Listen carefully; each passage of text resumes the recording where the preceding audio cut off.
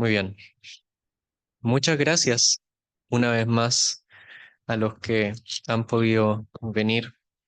Es una ocasión donde tenemos que contemplar muchas veces esta realidad, donde la esperanza bendita que ofrece nuestro Señor necesitamos que se vuelva palpable. La esperanza que Él entrega es que en el Evangelio Él nos da vida por medio de la obra de su bendito Hijo. ¿Cuál otra esperanza podríamos tener que nos ofrezca un consuelo tremendo, un consuelo y ánimo y vida a través de la vida y la muerte de nuestro Señor? En la obra de Cristo, el que es Dios y viene al mundo entregándose a sí mismo en favor nuestro, ¿qué otra esperanza puede darnos una consolación eterna? ¿Hay alguien en la Escritura que pueda ejemplificar esto? Yo quiero explicarles cómo la Escritura nos muestra esta realidad de la cual Dios está tremendamente consciente de ella, si pudiéramos ponerle una palabra. El Dios de la Escritura, en el cual hemos puesto nuestra confianza y en el cual sé que quisiera escuchar una vez más en el Evangelio y el mensaje que quisiera entregarles a todos los que han podido asistir es el de cómo el Dios eterno y bendito conoce el sufrimiento y lo hace de una manera tremendamente cercana. Hay una palabra que muchos consideran que puede ser usada como insultante, que es la palabra condescendencia. La palabra condescendencia implica que alguien eh, hace algo que no está en sí mismo para poder comprender un poco más a la otra persona. Tiene que ver más o menos en esos ejemplos donde un pequeño, un niño o niña, no entiende muy bien las razones de por qué los papás le ordenan algo, pero para tenerle un poco de condescendencia se baja la voz para explicarle mejor. Uno se puede acercar al joven, le puede explicar cara a cara. No es algo vergonzoso, aunque muchas personas lo ven como algo malo, ya que implica que el emisor del mensaje, el adulto en este caso, baja un poco la voz y le entrega un mensaje al pequeño. Por eso es un poco humillante, podríamos decirlo, pero es exactamente lo que hace Dios a través de su palabra, nos lo explica. En el Evangelio, el Dios eterno, bendito y único, viene al mundo tomando forma de hombre, tomando forma de siervo, yendo hasta la cruz y entregándose por nuestros pecados. Esta es la esperanza que está en el Evangelio. ¿Quieren que les dé un ejemplo de aquello? Hay un libro que se llama Job, que está en el Antiguo Testamento y lo cual les quiero leer algunas secciones del libro donde se ejemplifica esta verdad única. ¿Alguien había escuchado el libro de Job? Es de los más antiguos del Antiguo Testamento, de los más antiguos de la literatura universal, de los menos estudiados igualmente en casi todas las iglesias del mundo. Es precioso. Es una joya sin igual que expresa la verdad del Evangelio en medio del sufrimiento. Job era un hombre que el versículo 1, el capítulo 1, Dios le describe como perfecto y recto, temeroso de Dios y apartado del mal. Incluso cuando Dios le describe, dice que no hay otro como él. En el capítulo 1 se nos cuenta cómo Job, siendo un hombre muy acaudalado, de gran familia, en el espacio de unas pocas horas lo pierde todo. El capítulo 1 dice que aconteció que sus hijos e hijas comían y bebían. En el versículo 3 del capítulo 1 vino en casa de su hermano el primogénito y vino un mensajero a Job y le dijo: estaba arando los bueyes y las asnas, paciendo cerca de ellos, y comieron los sabeos y tomaron y mataron a los criados a filo de espada. Solamente escapé yo para darle la noticia. Le está comentando este siervo que sus hijos han fallecido. Aún estaba este hablando cuando viene otro y le dice: fuego de Dios cayó del cielo y quemó sus ovejas y pastores y les consumió. Pierde sus familiares, pierde sus ganados, pierde casi todo. Y en este capítulo se nos dice que Job se levanta en el versículo 20, rasga su manto y rasura su cabeza y se postra en tierra y dice, desnudo salí del vientre de mi madre y desnudo volveré allá. Jehová dio y Jehová quitó. Sea el nombre de Jehová bendito. En ese sentido, hay algo que la escritura nos ejemplifica. Primero, en el sufrimiento, no tiene nada de malo expresar este sufrimiento. Incluso en el capítulo final del libro, Dios se presenta a Job y en esta actitud, ¿se fijaron la actitud que tuvo Job? Él se tira al piso, rasga sus vestiduras, se pone en una actitud que algunos pondrían ejemplificada como de tristeza desmedida, pero Dios nunca le critica por eso. No queremos criticar por eso. Dios nunca critica las expresiones de sufrimiento, ya que Él sabe que este mundo está lleno de sufrimiento en el mundo. Él sabe que hay razones. Él sabe que nosotros padecemos y sabe que perdemos seres queridos. En ese sentido, Dios jamás en su palabra está lejos de aquellos que pierden. Pero también se nos explica en el libro de Job que hay razones para esto, pero estas razones no necesariamente son conocidas por las personas. Incluso en el capítulo 1, antes de que lo que leyera ocurriera, se nos cuenta que Dios estaba en un consejo celestial, en el sentido no de que Él recibe consejo de algún ser, sino de que Él está sobre toda la tierra y seres angelicales van y le sirven. Pero hay uno que cuestiona la obediencia de Job y que le dice, ¿no será que te obedece en vano? ¿No será que si pierdes algo entonces ya no te obedecerá? Y Dios permite en su tremenda soberanía que Job pierda cosas. En ese sentido, no solo se nos entrega la información en el libro de que el sufrimiento es algo que Dios es cercano y que en ningún momento Él critica que se exprese, sino que igualmente Él tiene límites para lo que padecemos y lo que no. Pero muchas veces no sabemos cuáles son esos límites. Incluso Job jamás sabe estos límites. Verán, el libro de Job trata de un hombre que lo pierde todo desmedidamente. Pero en ninguna parte sale que Dios pierde el control y en ninguna parte sale que Dios está lejano a Job en estas pérdidas. En ese sentido, el libro nos entrega una explicación de que hay razones de por qué sufrimos, hay razones de por qué perdemos, pero no se nos van a explicar estas razones en esta vida. Quizá ni siquiera podríamos entenderlas. Quizá no es fácil entenderlas. Algunas cosas sí, algunas cosas podemos entenderlas. Sin embargo, si hay una esperanza que se nos da en el libro de Job en los primeros capítulos es Dios está en control. Y en ese control el cual tiene, Él permite cosas. No es como que a veces se queda dormido y se pone a mirar el mundo y se da cuenta todo lo que pasó mientras estaba dormido. No, las deidades, a todo esto, las deidades en la época de Job, donde se escribió el libro, se creía que se quedaban dormidas. Incluso había muchas historias antiguas donde ocurrían desastres naturales y decían, es que justo esas deidades se quedaron dormidas. Era un conocimiento, eran cosas que las personas creían. En ese sentido, el libro de Job está rayando lo polémico y diciendo, no, eso no tiene nada que ver. En ese sentido, Dios es tremendamente poderoso, pero entonces genera la pregunta y nos preguntamos, entonces, ¿por qué? Entonces, ¿por qué este mundo está lleno de pérdidas? Este mundo está lleno de lo que tenemos que enfrentar como dolor. Y alguno dirá, bueno, en el capítulo 1 está la razón, por lo tanto, si Dios se presenta con Job, y eso es algo que Job alega. Job es un libro que no es fácil de leer, incluso en hebreo, el 90% de las palabras que usan no se usan en ninguna otra parte del Antiguo Testamento. Es súper difícil de traducir, sinceramente, es muy difícil de leer hebreo, es casi imposible, pero es maravilloso. Pero hay una cosa que sí explica. Alguno pensaría, bueno, ¿acaso Dios no se puede presentar delante de Job? Y es algo que Job alega. En muchas partes del libro de Job, él dice, me encantaría que Dios viniera acá y me diera explicaciones. ¿Nos hemos sentido así? ¿Alguien acá puede identificarse con eso?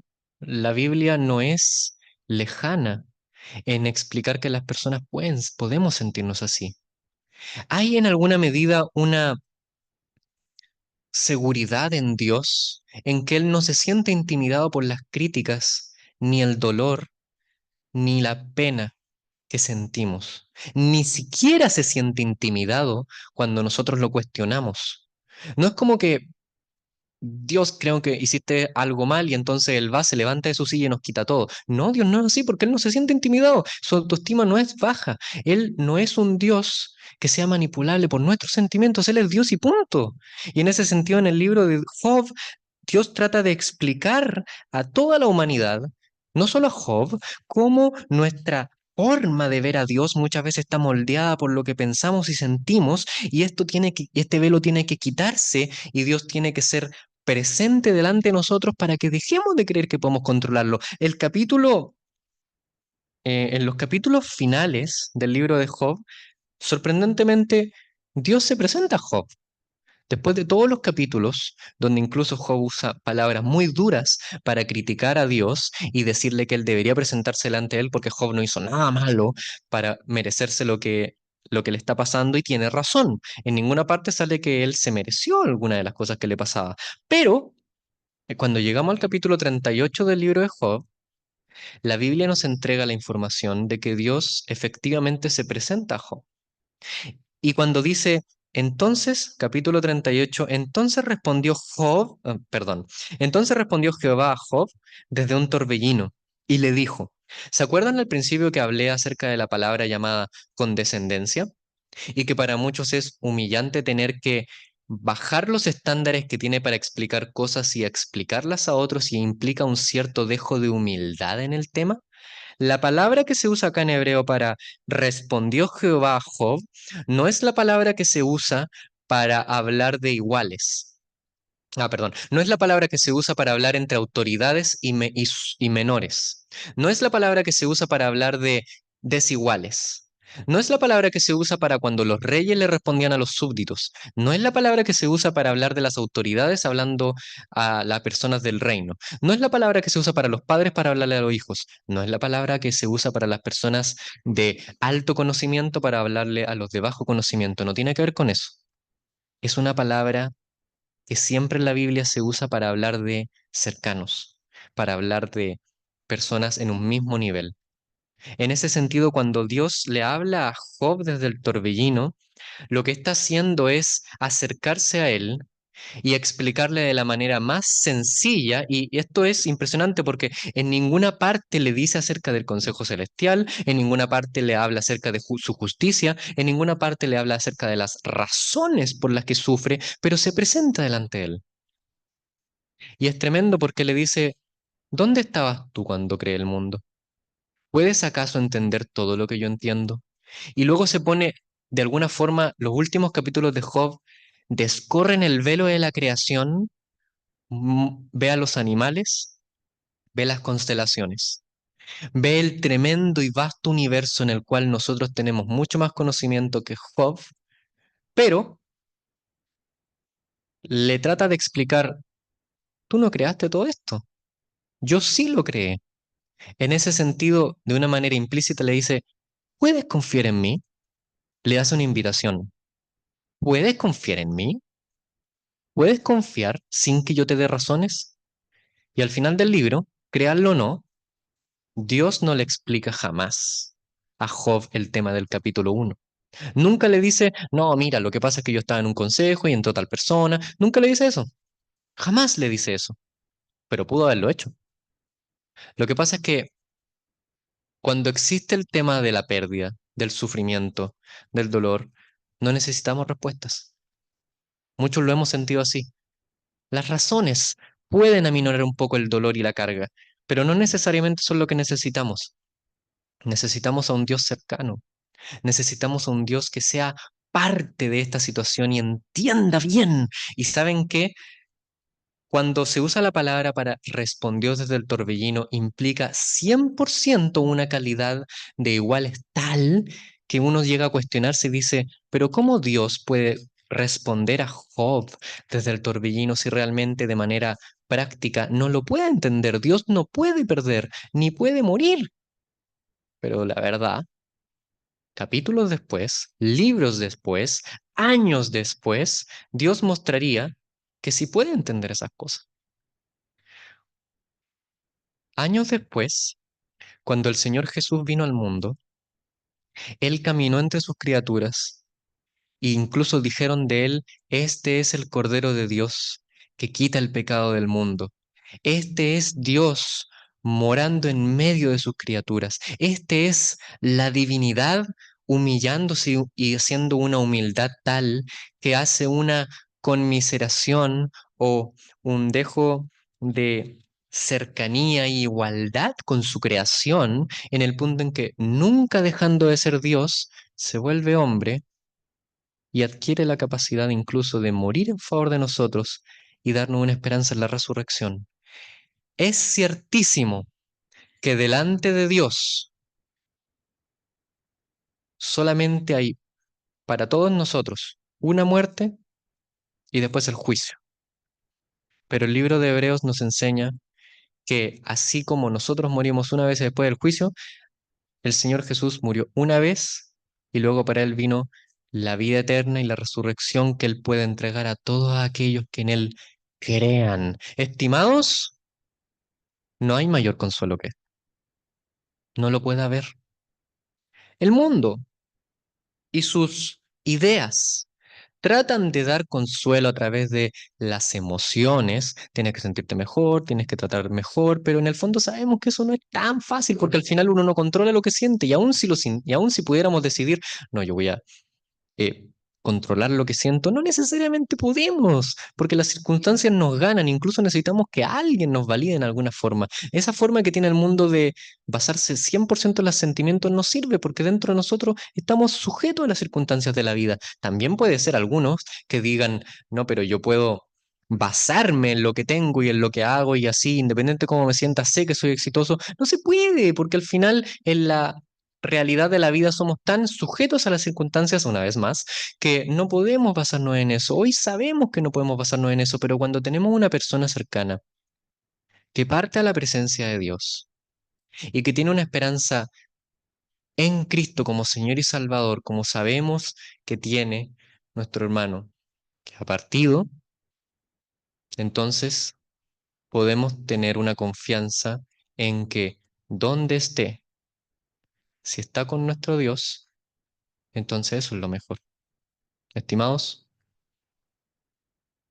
cuando Dios mandó a su Hijo al mundo para entregarse por nosotros en la cruz, lo estaba haciendo porque Él sabía que aun si arreglara todos los problemas del mundo, aun si no hubiera problemas económicos, ni problemas de enfermedades, ni problemas de dificultades directas económicas, igual tendríamos el problema del pecado. ¿Cómo va a darnos algo fuera de Él que sea bueno si Él es lo mejor, si Él es la fuente de vida, si Él es la fuente de la salvación? Cuando el Señor Jesús estaba muriendo por nosotros en la cruz, Él vio todos los sufrimientos del universo, pero vio que la fuente más grande de aquellos siempre es el pecado, y a menos que Él se entregue a sí mismo por nosotros en la cruz, entonces todas estas cosas iban a seguir aflorando y seguir pasando y seguir nosotros sin una esperanza que trascienda más allá de la muerte. Por lo tanto, si hay un mensaje que es digno de entregar y que quiero que pueda ser el consuelo de todos nosotros, y que es el mensaje de la Escritura, como si Dios rogara a través de nosotros, como dice un pasaje, es vuélvanse a Dios. Vean cómo todos los mensajes del mundo solo entregan esperanzas pasajeras, ligeras, suaves, pero Dios con la fuerza de un torbellino nos responde haciéndose pequeño, podríamos decirlo, haciéndose uno con sus criaturas, nunca dejando de ser Dios. Qué tremendo misterio a todo esto. El misterio de la encarnación, el misterio de la crucifixión, el misterio de cómo Dios viene al mundo y se entrega a sí mismo en favor de sus criaturas. Este es el único mensaje que puede salvar. Este es el único mensaje que trasciende más allá de la muerte. Este es el único mensaje que quisiera que consideráramos. Nunca lo olvidemos. En medio del sufrimiento, en medio del dolor, en medio de las pérdidas, hay un Dios que sí se preocupa. Y muchos dicen, ¿cómo se va a preocupar? Miren todo lo que está pasando en el mundo. Sí, pero miren todo lo que Él dio. Viene a este mundo, adquiere la capacidad de estar sujeto al hambre y la sed, tentado por miles de cosas, pero jamás pecando, todos dejándolo en su muerte, incluso así como Job que lo pierde todo y queda desnudo, el Señor Jesús en la cruz pierde todo y también le despojan de sus ropas para que Él pueda ser un mejor Job y pueda estar en ese sentido con nosotros aún más palpablemente en nuestro sufrimiento y en nuestra pérdida porque Él se entrega a sí mismo. Él se entregó en la cruz, se entregó y por esto tenemos vida. Que este mensaje sea más palpable, sea más real. Consideren esto. Si Dios, el Hijo eterno de Dios, el que es coigual con Dios, se entrega a sí mismo por sus criaturas y muere en la cruz en favor nuestro, entonces aquel juicio que nos espera viene después de la muerte, no tiene por qué acabar en algo malo, ya que Él se entregó a sí mismo por nosotros. En su muerte tenemos vida y en su vida tenemos esperanza. Que el Señor bendiga su bendita palabra. Vamos a escuchar otro mensaje ahora acerca de la esperanza viva que se encuentra en el Evangelio. El Señor bendiga su palabra y consuele nuestros corazones en la persona de nuestro Señor. Muy buenas noches a todos.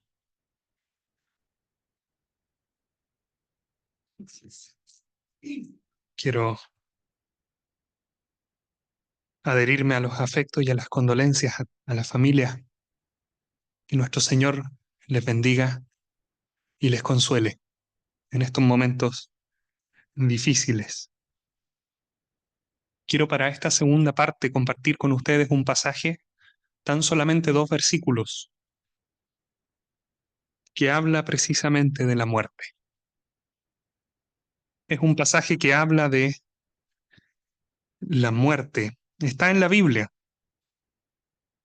Está, para aquellos que tengan Biblia, en Hebreos, el capítulo 9. Nosotros creemos, como creyentes en Cristo, como miembros de esta asamblea, de esta iglesia, nosotros creemos y afirmamos firmemente que la Biblia es la palabra de Dios, que la escribieron hombres santos, guiados, inspirados por el Espíritu de Dios, para que su contenido fuese un fiel reflejo de lo que Dios quiere comunicar a toda persona, en todo lugar. Y por lo tanto es imperativo que usted, al escuchar acerca de la Biblia, jamás olvide que el autor de ella es el Dios Todopoderoso, el mismo Dios que le creó a usted y a mí. Este es un pasaje que habla de Cristo Jesús. Toda la escritura apunta hacia Cristo Jesús. La Biblia nos muestra y nos revela que Cristo Jesús es Dios, nada menos que Dios.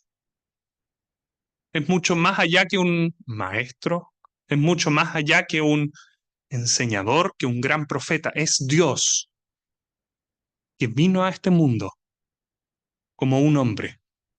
Es el Dios eterno que en el principio, antes que existiera absolutamente nada, creó todas las cosas, que segundo a segundo las sustenta, las sostiene. Y Él tomó forma de hombre, tomó una naturaleza humana. Cristo el Señor. Y este pasaje que vamos a leer y que les quiero compartir, que habla acerca de muerte, también va a hablar acerca de la obra de Cristo, Jesús. el elemento central en el ministerio de Jesús, de nuestro Señor Jesucristo. El escritor a los Hebreos, escritor anónimo, va a describir aquí que el sacrificio del Señor Jesucristo por el pecado es capaz de quitar el pecado, es capaz de perdonar al pecador, es capaz de traer vida a aquellos que estaban muertos espiritualmente. Vamos a ver tres elementos que quiero en esta tarde presentarles. Leamos Hebreos capítulo 9, versículos, solamente 2 versículos. Es muy corto. Dice así: y de la manera que está establecido para los hombres que mueran una sola vez, y después de esto el juicio, así también Cristo fue ofrecido una sola vez para llevar los pecados de muchos, y aparecerá por segunda vez sin relación con el pecado para salvar a los que le esperan. Ese es el pasaje que les quiero compartir en esta segunda y final parte de esta reunión. Solemne pasaje. Cristo el Señor, Cristo Jesús está siendo presentado en este pasaje. Quiero hablar de, en primer lugar, nuestro futuro cercano. Ese va a ser mi primer punto. En segundo lugar, después de ver nuestro futuro inmediato, nuestro futuro cercano, quiero ver la obra de Cristo, la obra pasada de Cristo. Y después, último punto, quiero hablar de la obra futura de Cristo en aquel que cree. Quiero hablar de nuestro futuro inmediato, quiero hablar del pasado y quiero hablar del futuro. Con eso terminaremos la reunión. El versículo 27 que leímos, y voy a reiterar solamente la primera parte para mi primer punto, dice: está establecido para los hombres que mueran una sola vez y después de esto el juicio. Eso dice este pasaje. Y saben lo primero, por lo tanto, que nosotros como lectores entendemos de esto, es que usted y yo, nos guste o no, y la evidencia está cercana, todos vamos a morir, todos vamos a pasar por la muerte. Y es tremendamente importante que usted, con la profunda solemnidad de lo que esto significa, que usted piense en esto, que usted se detenga un momento y delante de Dios, en su mente y en su corazón, considere que un día usted va a morir, que un día usted va a ser velado y va a posteriormente ser llevado a un cementerio. Usted. Eso es lo primero que este pasaje nos recuerda. Está establecido para los hombres que mueran. Eso es lo que dice este pasaje, en primer lugar. ¿Qué es lo que nos dice la Biblia acerca de la muerte? ¿Quién establece esto para los hombres que mueran una sola vez? Dios lo establece. Dios establece esto. En la Biblia, la muerte no es algo natural, por extraño que pueda sonar. En la Biblia no es algo natural. La muerte es la consecuencia de haber pecado contra Dios. Eso nos dice la Escritura. Génesis, el capítulo 2, el primer libro de la Biblia, Dios le declara a Adán y Eva en el huerto del Edén que el día que comieran de el árbol que tenían prohibido, ciertamente morirían. Eso les dice Dios. Dios establece la muerte como un juicio contra el hombre, contra toda la raza humana, por causa de mi pecado, por causa de tu pecado.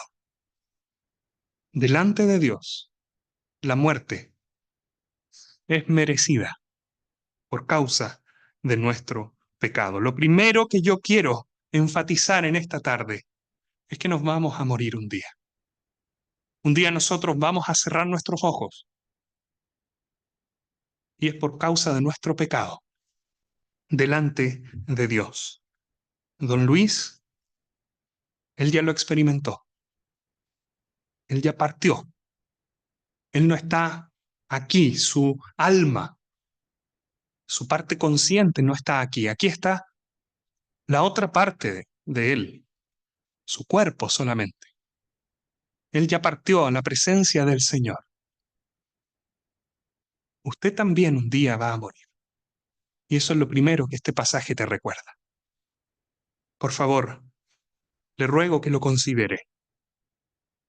Nuestros propios cuerpos frágiles, nuestros propios cuerpos que se deterioran, que se enferman, son un recordatorio de esta verdad. Son un recordatorio que nuestros días están contados. Son un recordatorio de que nuestra vida no está asegurada y de que no importa si somos ricos o pobres, insignificantes o poderosos, jóvenes o de edad. No se sabe. Tú vas a enfrentar la muerte. Eso es lo único que se sabe. Y es por causa de tu pecado. Dios Todopoderoso, el Dios Todopoderoso, te acusa a ti de haber pecado contra Él. No hay justo, dice Dios. No hay justo ni aún uno. No hay quien entienda. No hay quien busque a Dios. El Dios Todopoderoso te acusa a ti. Y nosotros somos los que espiritualmente estamos muertos, sin sensibilidad ante Dios, solo con frialdad ante Dios, solo con indiferencia ante Dios. ¿Cuántas veces nos ha pasado que nos han hablado este mensaje, que hemos tenido cosas santas, mensajes, que hemos podido considerar las palabras de Dios y las hemos tenido por poca cosa? Que nuestras vidas, teniendo a Dios al frente, ¿cuántas veces le hemos ignorado? Bueno, el primer punto, usted y yo vamos a morir. Nos guste o no, así será. Este pasaje, versículo 27, muestra otras cosas también. Hay personas que se dicen espirituales o de ciertas religiones que tienen simpatía por las cosas de Dios, y para estas personas es extremadamente popular la idea de que Dios puede dar una segunda oportunidad.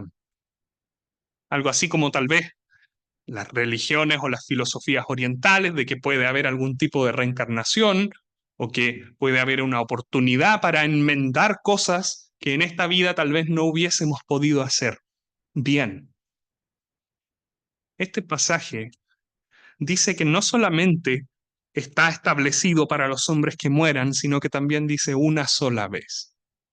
Eso dice Dios. No hay otra chance.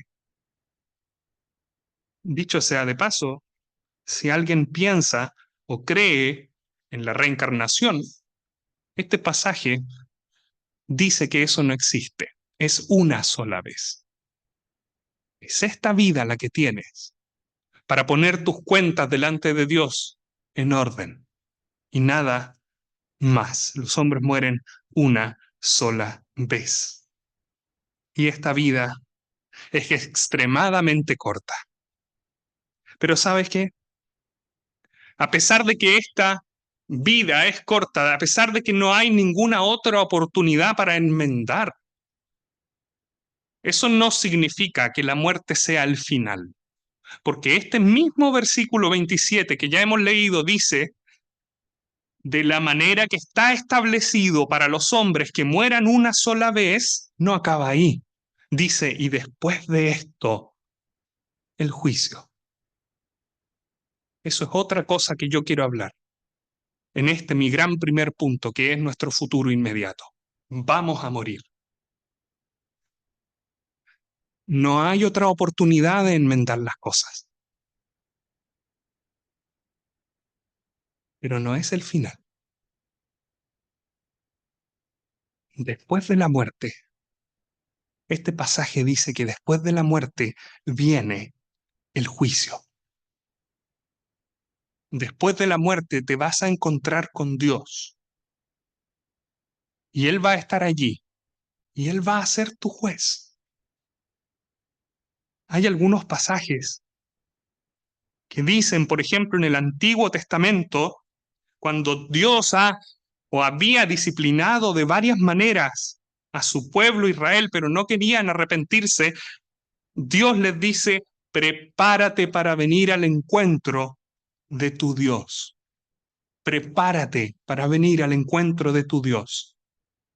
Después de la muerte, este pasaje menciona que viene el juicio.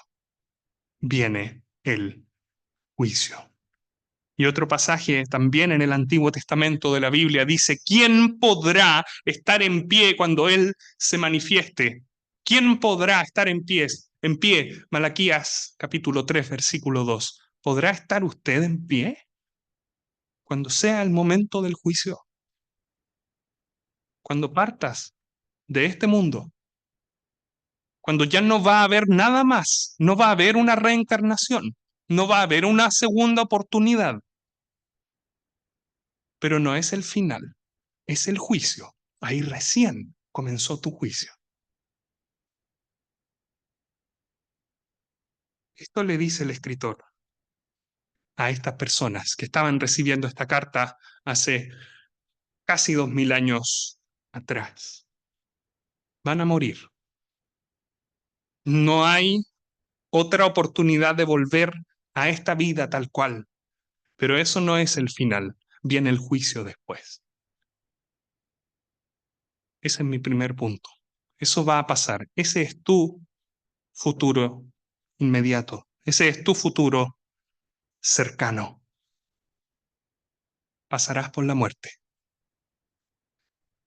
En profundo respeto y con profunda solemnidad, considerando esta circunstancia, piense, medite. Mientras paso a mi segundo punto, el pasado. ¿Sabe lo que dice este pasaje? Hay una comparación. De la misma manera que esto pasó una sola vez, que los hombres mueren una sola vez y después de esto el juicio, de la misma manera, así también, dice el versículo 28, Cristo, el bendito Salvador, Cristo. Aquí está el Señor Jesús. Y Él fue ofrecido una sola vez para llevar los pecados de muchos. Cristo fue ofrecido.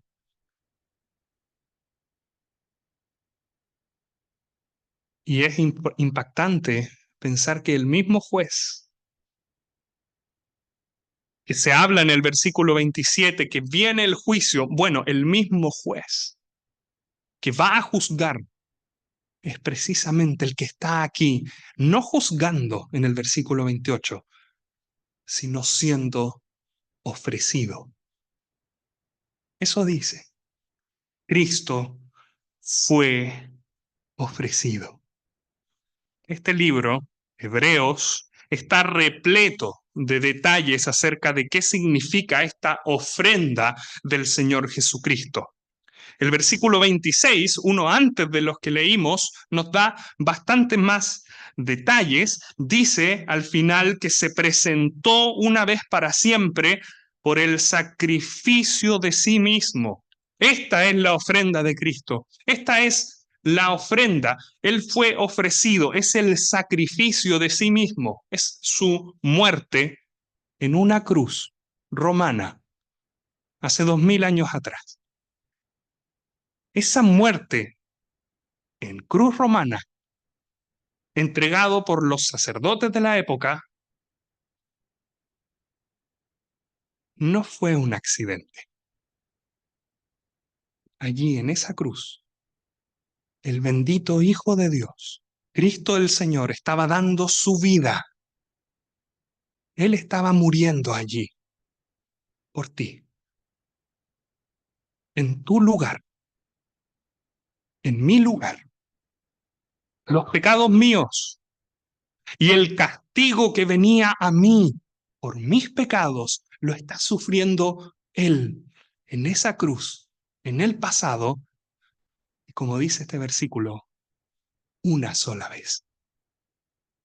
Él dio su vida, el eterno Dios con nosotros, vino a este mundo y murió en esa cruz para traer vida, para que tus pecados puedan ser perdonados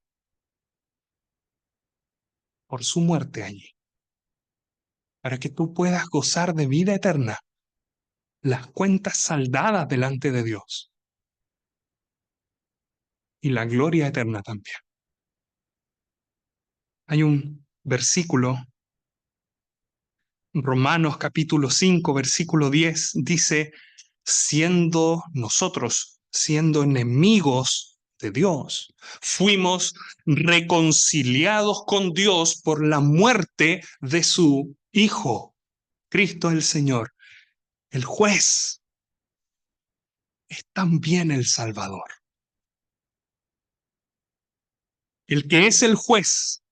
Y este versículo anterior dice, después de esto, el juicio, el que ejecuta el juicio, el juez, es también y es primero el Salvador. Eso es lo que la Biblia nos dice. ¿En qué consiste, por lo tanto, la salvación? La salvación consiste en que nosotros, muertos en nuestros pecados, rumbo a la condenación, rumbo al juicio, mediante la obra del Señor Jesús en la cruz, podemos ser perdonados de nuestros pecados y podemos ser hechos, fíjense la gloria de esto, hijos de Dios. Es tremendamente consolador. Conversábamos con Andrea y nos contaba cómo su padre era un hombre, es un hombre creyente. Ya no está aquí, pero descansa con el Señor hasta que Él venga, hasta que el Señor vuelva.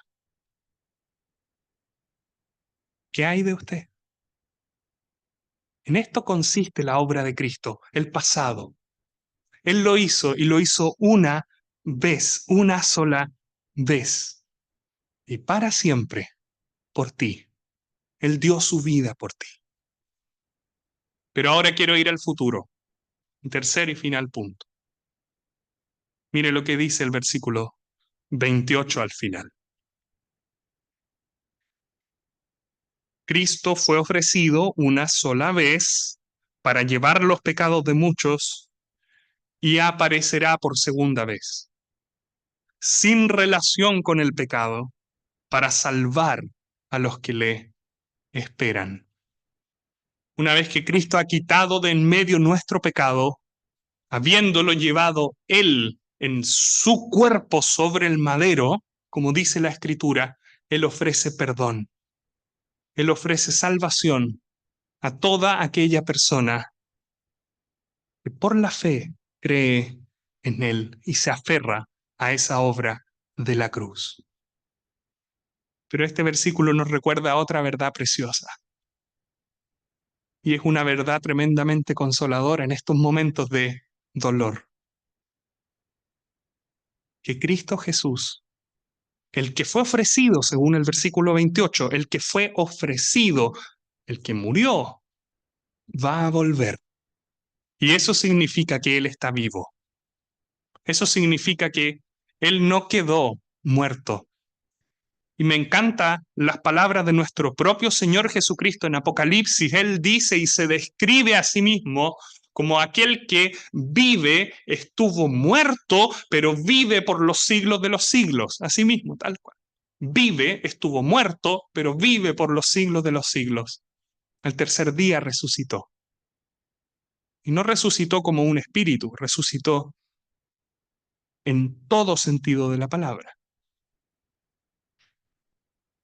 Y eso es exactamente lo mismo que el creyente va a experimentar un día. Y eso es exactamente lo mismo que se te ofrece a ti hoy. Eso es exactamente lo mismo que Dios te dice a ti. Así como la mala noticia del pecado y de la muerte y del juicio es para ti, así también la salvación que hay en Cristo Jesús por su vida entregada ahí en la cruz y por su resurrección al tercer día es también para ti. Si hay alguien aquí que aún no es creyente y no tiene la esperanza de la vida eterna en Cristo Jesús, este es el momento, triste momento, solemne momento, en el cual te ruego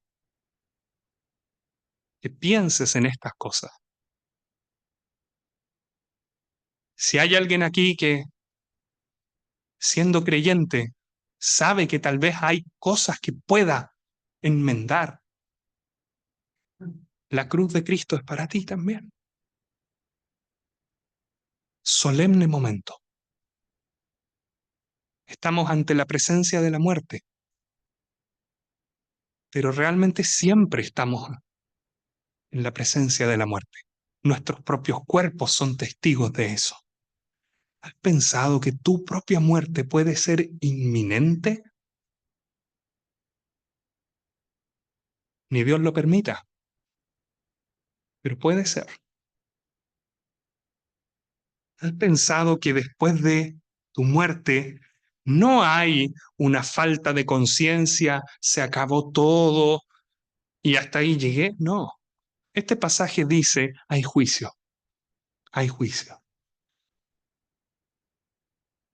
Pero este pasaje te recuerda también que el mismo juez, el juez de toda la tierra, es también el Salvador.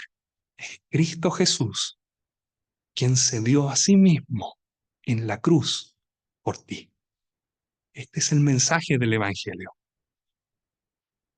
Y este mensaje se corona con que Él volverá. El futuro, algún día volverá. Queremos decirle a todos, crean este mensaje. Créanlo hoy. Delante de Dios arreglen sus cuentas por medio de la cruz de Cristo. Tus pecados serán perdonados. Tendrás vida de Él. A la familia, que el Señor les bendiga, que el Señor les consuele. Dios se presenta en su palabra como Padre de misericordias y Dios de toda consolación. Y cuenten también con nosotros para lo que necesiten. Eso les quería compartir. Mediten en estas cosas y que el Señor les bendiga. Muchas gracias por su atención. Oremos para terminar este servicio.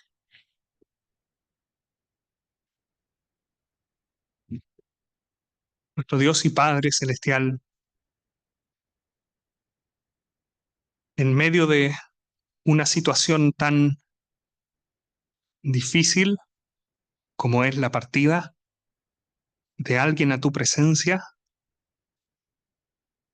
recordamos las promesas preciosas de tu Hijo. Recordamos que Él es la verdad, que Él es la vida. Recordamos que Él es la resurrección. Y te pedimos, nuestro Padre, por quien aún no tenga esa convicción en su corazón delante tuyo, presentamos esta palabra que se ha expuesto y te rogamos en especial ahora por consuelo, por ánimo, por fortaleza para aquellos, los familiares de don Luis. Bendice, Padre Celestial. Cuando tú bendices, nosotros estamos plenos. Te rogamos que bendigas a tu pueblo, Te rogamos que confortes corazones. Te rogamos que sanes corazones, que quebrantes corazones a aquellos que están endurecidos contra ti, y que sanes, que vivifiques. Eso te glorifica y eso te rogamos para esta tarde. Queremos quedar en tus manos.